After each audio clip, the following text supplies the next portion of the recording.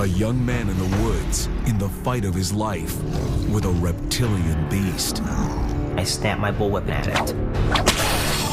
The creature snatched it with that talon-like hand and bit the end off of the bullwhip. I knew right there that I was dealing with a monster.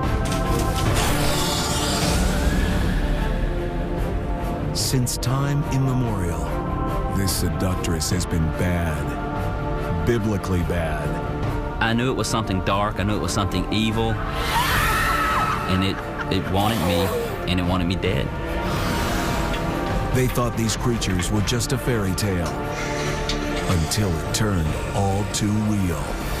There's no emotion that could ever describe how I felt at that exact moment. I felt like I was literally going to be eaten by this creature.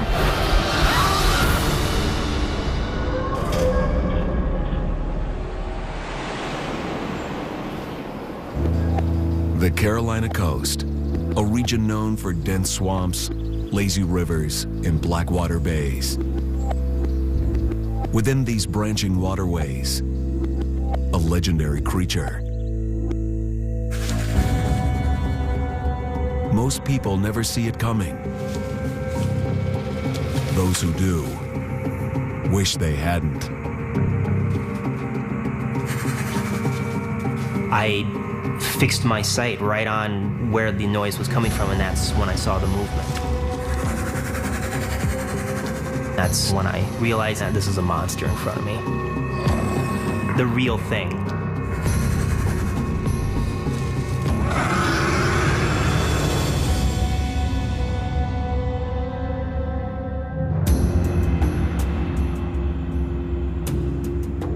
In the heart of South Carolina, the town of Bishopville is a quiet, peaceful place to live.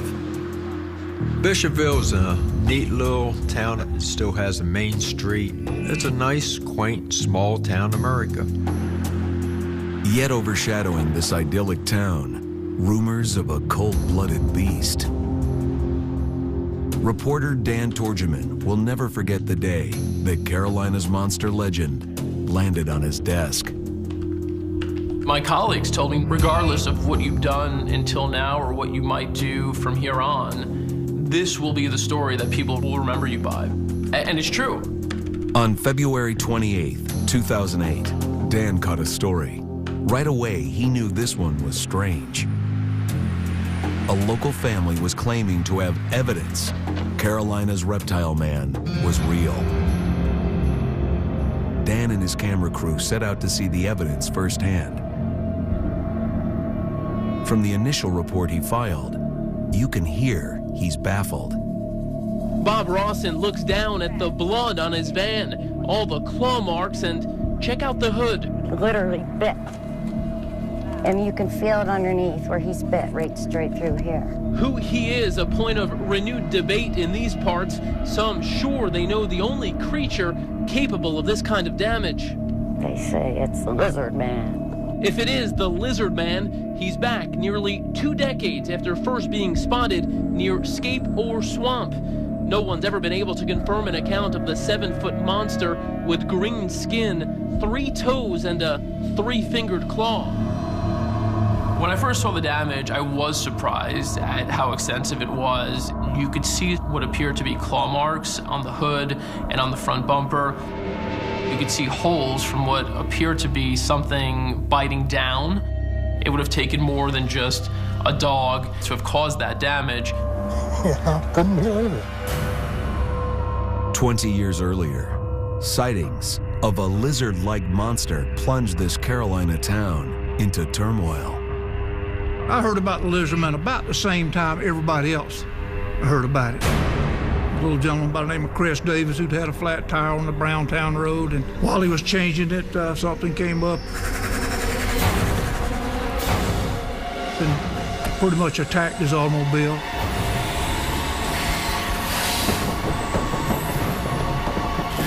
He talked about the 3-fingered paw that reached down across the windshield.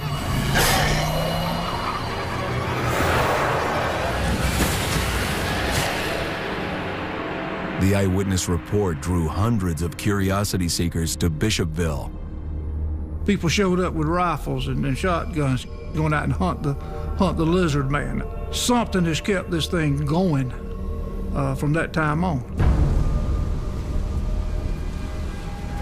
In 1988, pilot Frank Mitchell had his own terrifying encounter near the swamps. For the past 33 years, Frank has crop dusted the fields around Bishopville. Everyone knows him, and they know he's not a man given to exaggeration. I don't drink, and everybody that knows me will tell you that they'll believe what I tell you. I don't have any reason to tell anything wrong. One morning, Frank was preparing his plane for takeoff. The runway lines up directly over the Scape Ore Swamp. A strange creature would appear on his flight path. It was like any average day. The weather was perfect. And it was in the early morning.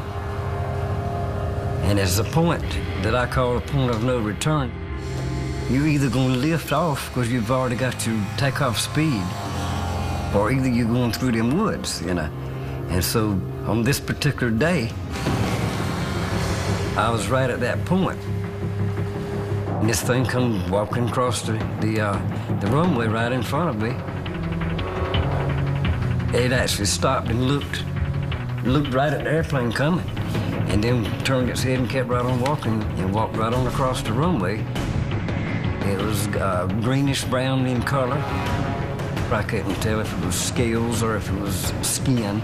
And it had a face kind of like a monkey, but a longer face than a monkey. This thing was in an upright position. It looked like some of both animal and human. Frank circled back to get another look. By the time I made the turn, the creature walked across the runway and into the woods, and I never did see it again.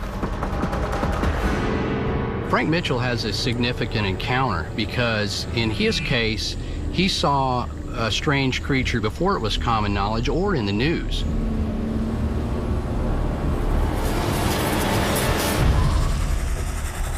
Truly, he did see something as far as we know, and it can't be explained to this day. This was some unexplainable creature that was passing through Scape Ore Swamp. When you look at aerial photograph of this region, there are pockmarks all over this section of South Carolina. Call them Carolina Bays. They look like meteorite strikes. It can give you a lot of room for letting your imagination go a little bit. Maybe the lizard man came in on one of those. Could this happen? Can this physically happen? And I like to think, yes, it could happen. You never know. A lizard-like monster has been reported dozens of times in the coastal bays, but it's also been seen in other parts of the Carolinas. In the old-growth forest of the Great Smoky Mountains. A sight that's not easily forgotten by those lucky enough to get away. Too many things were going through my mind at that time. Was it going to attack me? Was it tracking me? I probably ran faster than I ever had before in my entire life.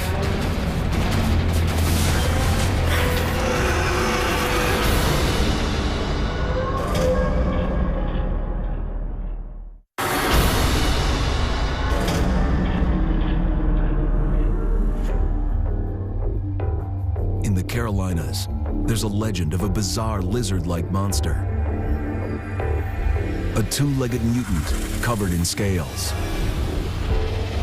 One look at its burning yellow eyes makes the blood run cold.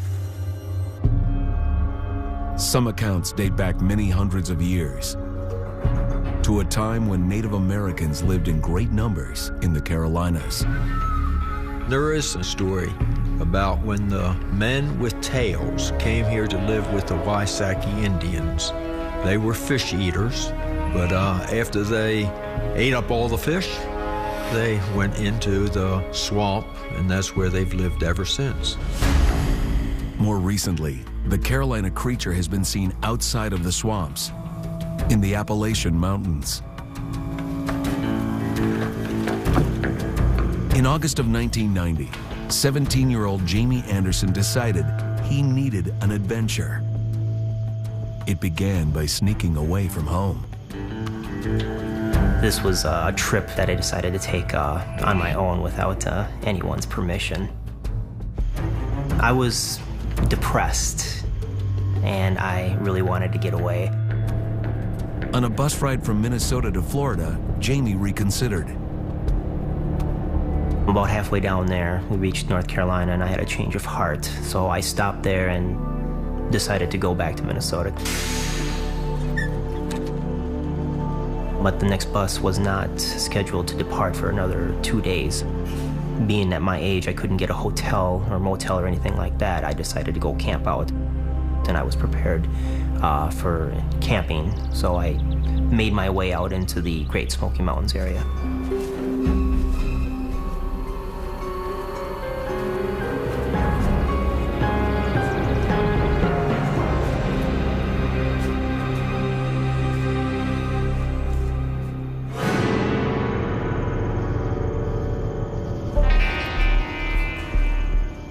Knowing that the Smoky Mountains were home to the densest black bear population in the eastern United States, Jamie came prepared to defend himself.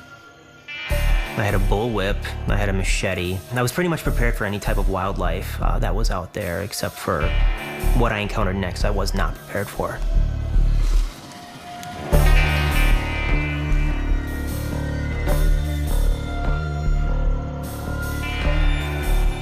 It was around 1:30 in the morning, and I woke up from just this god-awful sound.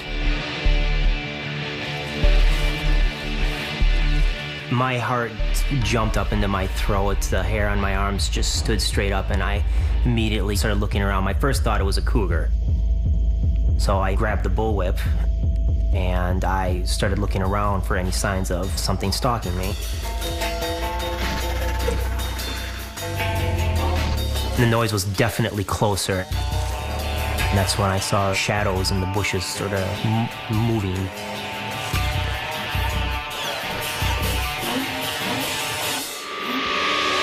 And my eyes met whatever it was. The eyes were a putrid yellow. I knew right there that I was dealing with a monster. The adrenaline just took over. Knowing that this thing was looking at me, knowing that it was tracking me. And I accidentally tripped, and when I hit the ground, that's when I heard the thumping behind me as like something was running.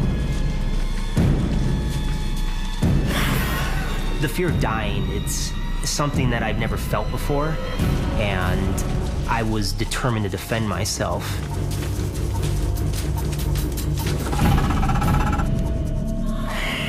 Jamie Anderson cracked his whip. What I was looking at was nothing that I'd ever seen before. It was humanoid, but it was very reptile in appearance. It had ridges on its head. It lurched forward, and I snapped my bullwhip again at it.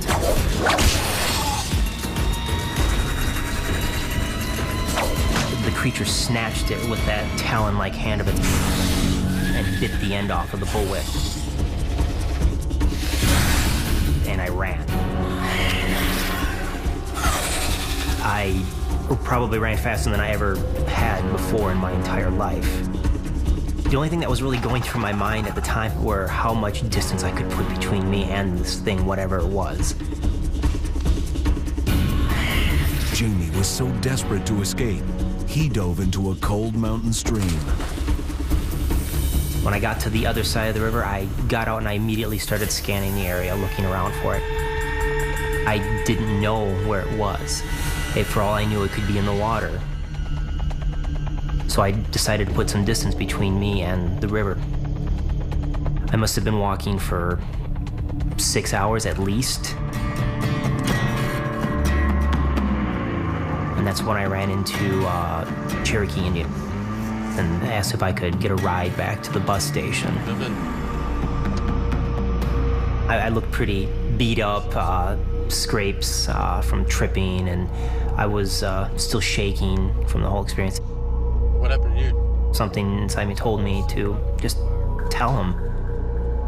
And there was a very long pause there, and I thought, oh, he's gonna kick me out of the car for sounding crazy. He goes, "You're lucky you only ran into the one." Let's go. We just left it at that. We didn't talk about it anymore. I go back through folklore and hear stories that have been handed down for centuries that now scientists are finding out they're true. The same thing could apply to the lizard people. They may be out there, and we just haven't found them yet. I used to walk the runway at night. I like to get out and just walk, look at the stars and whatever, and listen to the sounds. I don't walk the woods no more.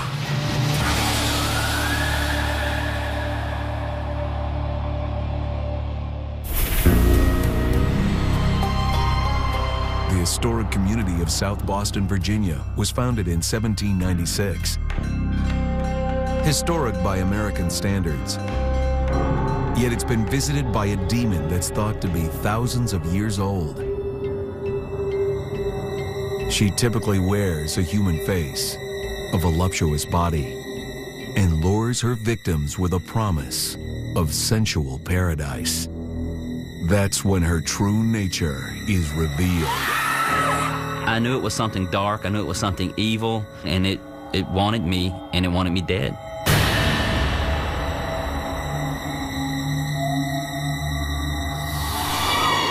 A succubus is generally accepted to be a demon that has a sexual element to the way in which she manifests.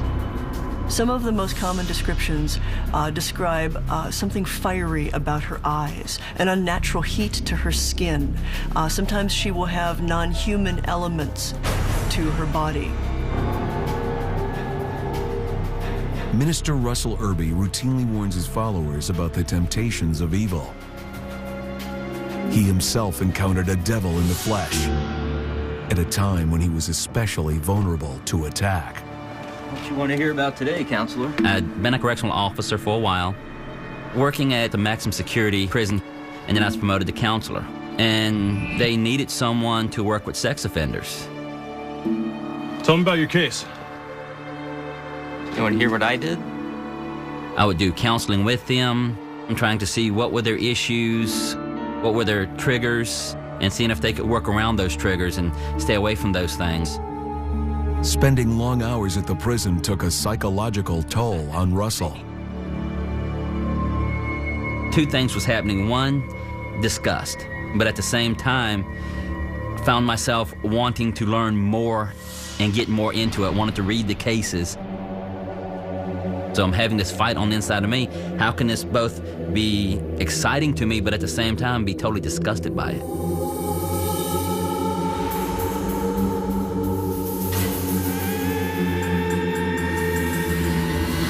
The succubus appears to draw upon the fantasies of the person for whom she appears, and will fulfill those fantasies, often apparently in the flesh. It's a fear that's beyond human, because you know you're dealing with something that's not human. And it feels like it's something that can just do more than kill you.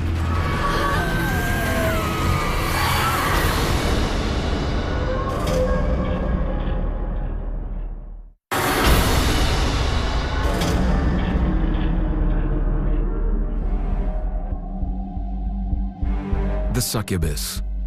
The origins of this evil temptress extend back to Old Testament stories, to a darker version of the Garden of Eden, where Adam consorts with a she-demon called Lilith. There is this extensive mythology around Lilith where she went out of Eden and became the mother of demons. In some stories, she copulated with angels. There are some stories that even tie her strangely to the serpent that tempted Eve. Throughout time, the succubus has taken the form of an alluring woman to ambush unsuspecting men. Prison counselor Russell Irby believes his work with sex offenders may have turned him into the perfect target for the succubus. Being in that kind of environment, I noticed changes in myself. I was going towards more perverse situations. I think as long as I stayed around that kind of deviance, I was getting deeper and deeper in it.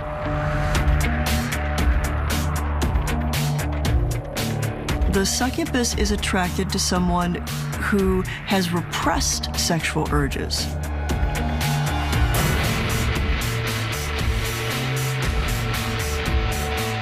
You're scared because you don't want to act on things like this, but at the same time, it feels like it's getting stronger and stronger within you.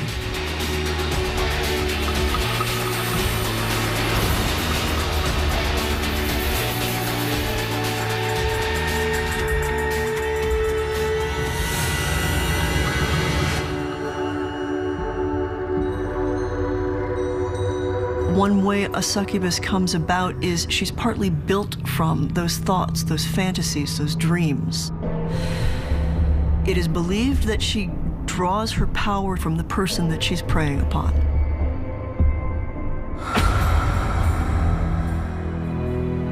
The succubus first appears in visions and dreams, and then she begins to gain physicality.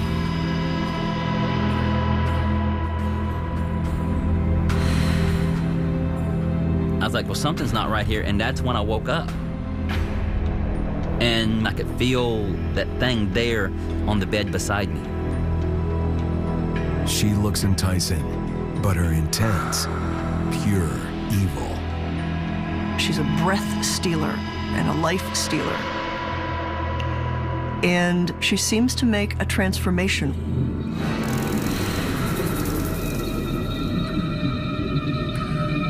From this gorgeous, captivating, beautiful woman, the darker nature is revealed.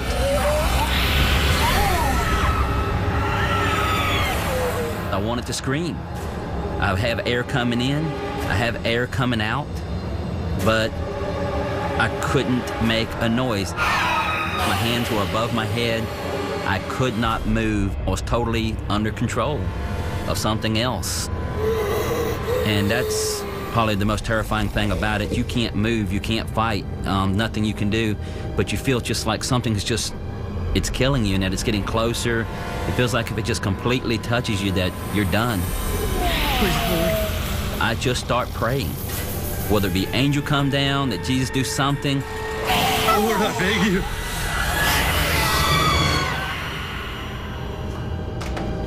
I reached over and grabbed the pistol off of my nightstand. Don't move. I'll shoot you. And after a few seconds and nothing moved, I got the courage to cut the light on.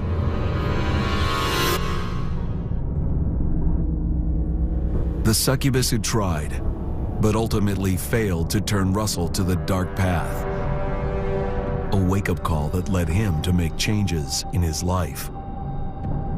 Told my boss that I could no longer do the sex offender counseling. I could no longer work the isolation death row, that I was done. I needed to cycle out of it, and I was told that I couldn't. No one else wanted to do it. So I told him I was done.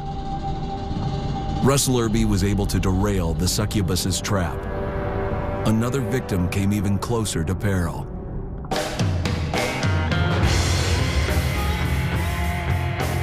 In the 1990s, Springfield, Missouri, and its many country music clubs abruptly shifted its focus. Heavy metal music was all the rage. Kenneth Deal was riding this wave. The hair band thing on MTV was really popular. It doesn't matter if you were small and just starting out, you were in demand. And with that comes the wine, woman, and song lifestyle. Kenneth was living in the fast lane, going home with someone else every night. Naughty boy. But still, something was missing. Seemed like all my friends had the relationships and they envied me because I had a revolving door. And I envied them because they had relationships. I just felt empty inside the whole while. Then, one night, an unholy creature appeared, offering Kenneth a dangerous alternative. I would roll over in bed and I would see someone standing there. Very vivid, just like it was a real person standing there. Beautiful female. She's a fantasy turned into flesh. But it becomes clear what she wants is to possess the person utterly and to devour them on a level that goes deeper than the flesh. It just kind of disappeared through the wall. Kenneth dismissed the experience as a wishful fantasy. But days later, when the she-demon returned, this dream became his worst nightmare. It was like an assault. The succubus tried to collect my soul.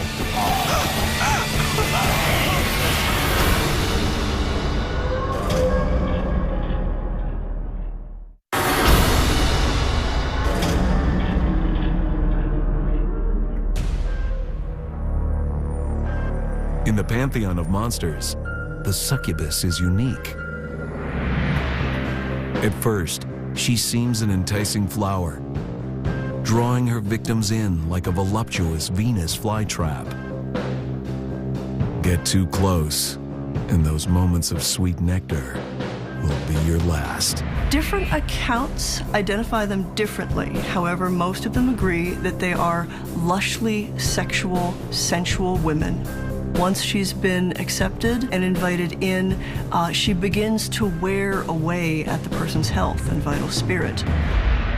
In the 1990s, life for Kenneth Deal, a heavy metal musician, was a blur of sex, drugs, and rock and roll. During a stream of one-night stands, Ken is certain he encountered a succubus. At first, her visits were alluring. Over time, her appearance may change or shift. And so what appeared to be the woman of your dreams turns out to be the woman of your nightmares.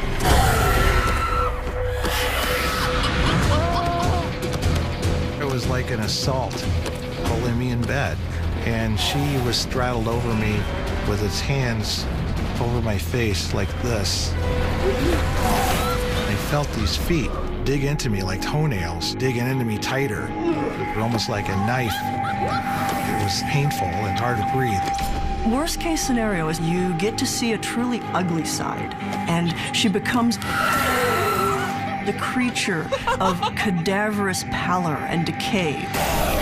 The flesh looked like it was burned, like burned skin. I was having something like an out-of-body experience.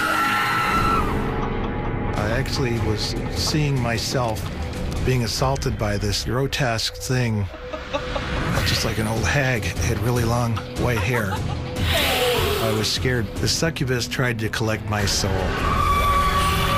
I had to break this thing so it couldn't escalate further. I'm going to throw it off. I just counted my mind, 1, 2, 3.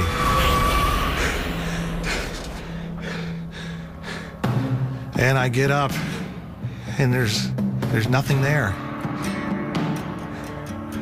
It would just like magically just snapped out of there and it was gone.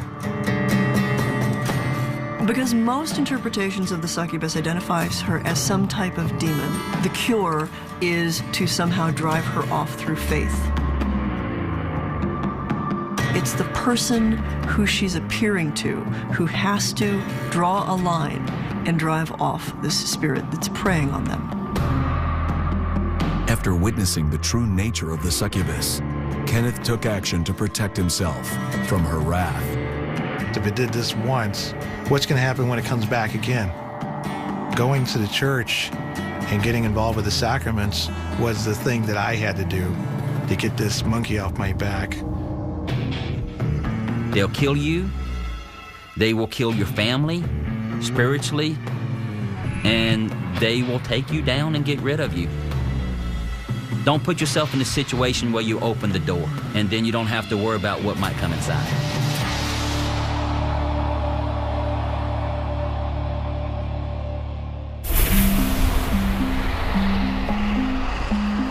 Napa Valley, California. To most, this is wine country, an idyllic tourist destination, a picture-perfect way to spend a weekend. If you're smart, you'll stick close to the vineyards and avoid the steep road that snakes its way west, out of town.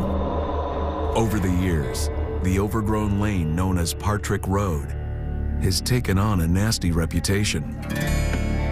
Dozens claim it's home to a forest full of flying monkeys with a thirst for blood.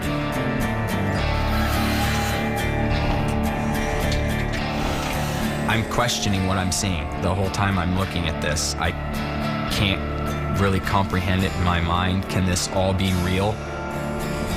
Do you see that? It looked like the devil.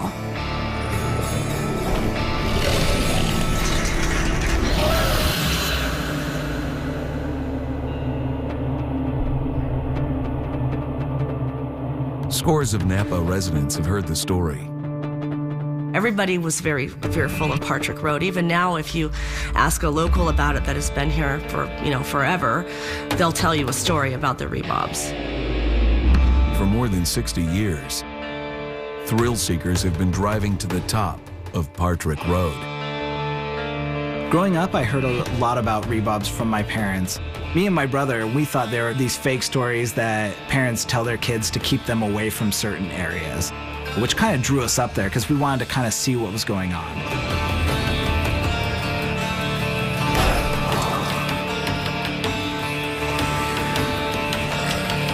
What I heard and saw over there scared me more than anything I had ever witnessed in my entire life.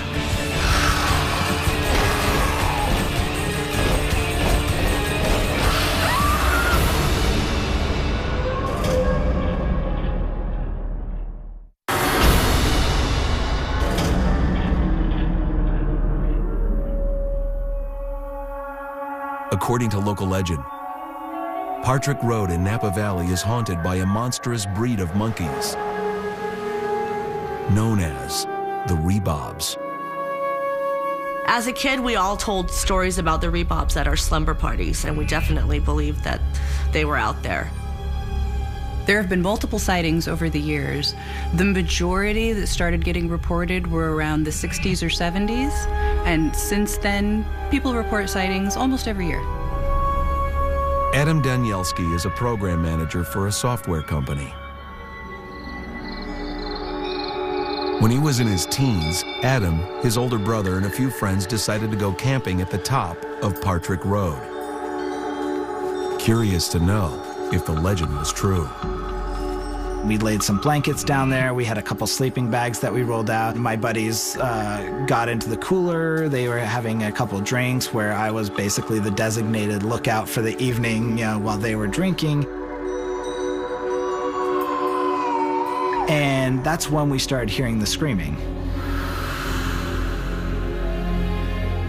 It sounded like a female voice,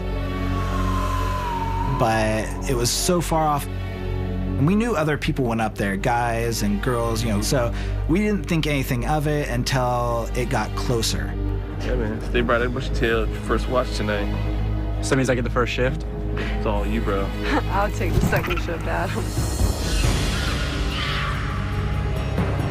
That was not a girl. We hear it again, except for this time the scream is a little bit louder. Guys? And closer to us.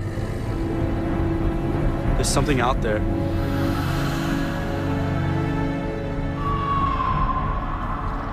We were a little too scared to even go back to the car at this point.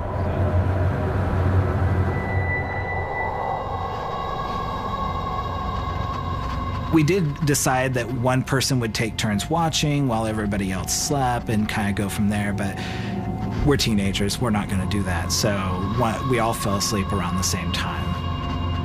The rest of the night was uneventful, or so they thought.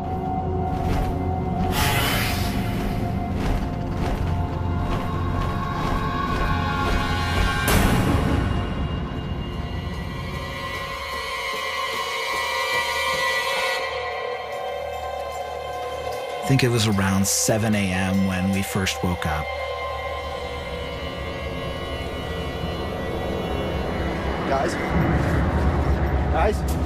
One of our friends stands up, and we look over, and from his left shoulder down to about his right pectoral were 3 very distinct scratch marks. We kind of like looked at him like, what caused that? Because we know that those weren't there prior to the evening. Okay. And this frightened us to no end. I mean, we were like, okay, it's time to get out of here. They told their friends and family what happened. Nobody believed them. So a few weeks later, Adam and his friends returned to Partridge Road, determined to find out what was there.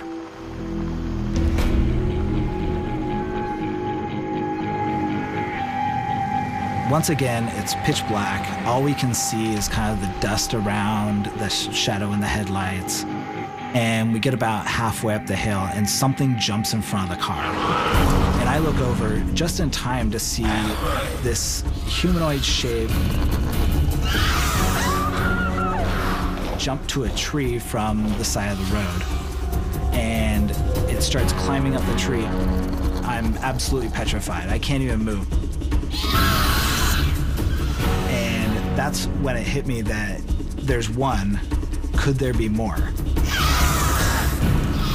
The teenagers flee, but they can't escape the reality of what they've seen. We were 100% sure that it was a Rebob at that point. There was no doubt of what it was. Another sighting. Further evidence to fill out a picture of what these creatures are. The Rebobs are said to be very large, intimidating creatures, larger than the average man, upwards of 7 feet tall, dark, furry bodies, red, glowing, beaming eyes, large wings without fur, and one of their most common attributes is they have a loud, terrifying screech. Put it all together, and this is a monkey gone terribly wrong.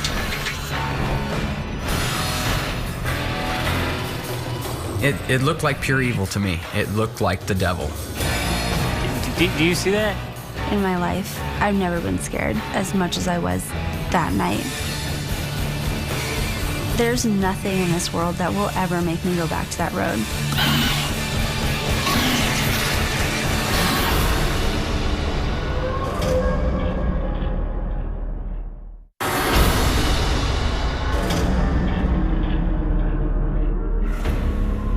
As it's often told, in Napa, California, at the end of Partridge Road, in an old dark house, lived a scientist gone mad.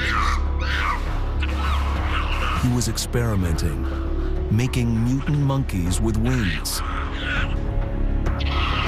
Eventually, the apes got loose, claiming the woods around Partridge Road as their own.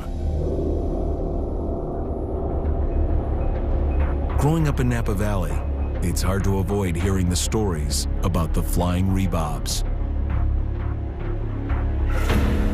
I heard about Rebobs through different family members, older generations, talking about them being up in the hills by the wineries, out on Partridge Road. Sabrina Monta knew nothing about the local legend. I grew up in Santa Rosa, about an hour from here. And I'd never heard of the Rebob until I met Brian. I didn't believe a word that came out of his mouth when he told me about it. In 1997, when Brian and Sabrina were 17, the couple decided to make a late-night run to find the Rebobs. We were young. We didn't have anything else to do. So we drove to Napa. As they went up the dark and winding road, This is where all the Rebobs the mood live. in the car abruptly changed. There's a myth that when you pass the cattle grates halfway up, the temperature drops. You feel like you're always being watched. And we get not even a mile up into the road. Can we turn the heat on? And I started getting just shivers. And I told Brian, can we turn the heater up? Can we roll the windows up? It's really cold. Then I noticed he had goosebumps on his arms. At the end of the road, they found the gates of the abandoned Partridge home. And I remember looking at the house that's on the top of the hill, and there's this big black gate, and it's almost Gothic looking.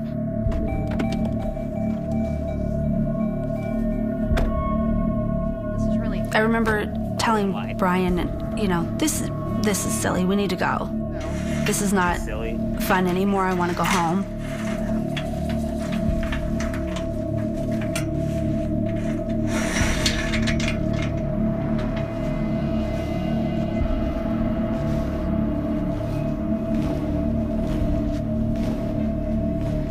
Did you hear that?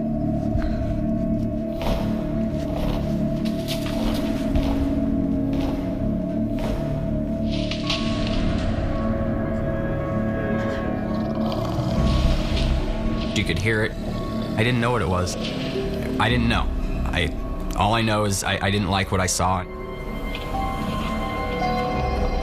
Brian is telling me, get in the car. I've never seen him that scared. And I've known him for a long time. And that's when we saw something lean out from behind the tree.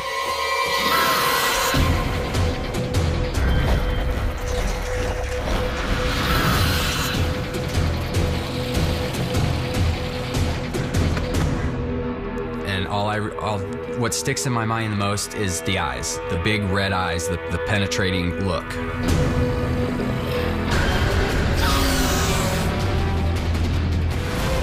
I felt like it was looking into my soul. There's no emotion that could ever describe how I felt at that exact moment. It wasn't just panic and fear. It was, I felt like I was literally going to be eaten by this creature.